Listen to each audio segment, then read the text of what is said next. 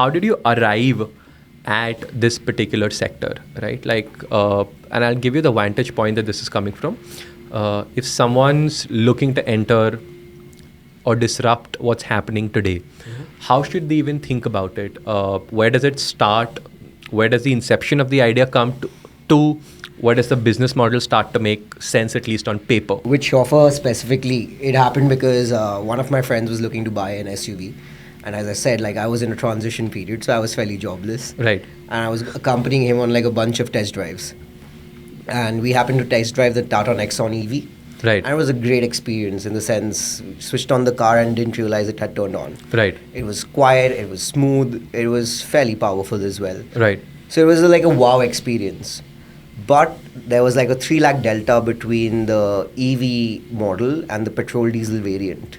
And, he's a Marwari, my family is also from Rajasthan. The immediate question was, does it make sense for him to buy? And to answer that question, we basically had to be how many kilometers do you run? Because EVs is a simple trade-off. There's an initial higher cost of purchase, but the running costs are 90% lower.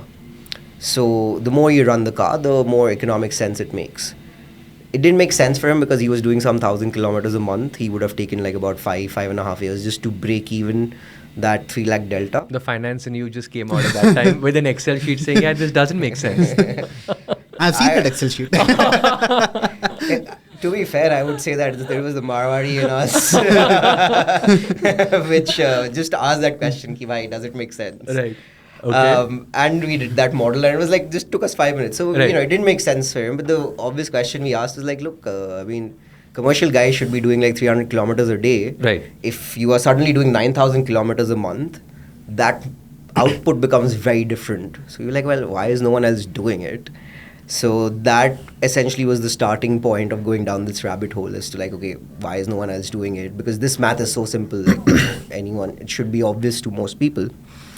But we didn't see much happening, and this was back in July 2022. Yeah. So then we went, I started doing that research, saw that, okay, Blue Smart exists, saw that a few other local operators have mushroomed up. Did a lot of due diligence in terms of speaking to people in the industry as to what the deal with EVs are, what are the challenges. Tested out quite a few of these other folks who had started up and realized that they all were doing it pretty much in the same way and were facing similar challenges.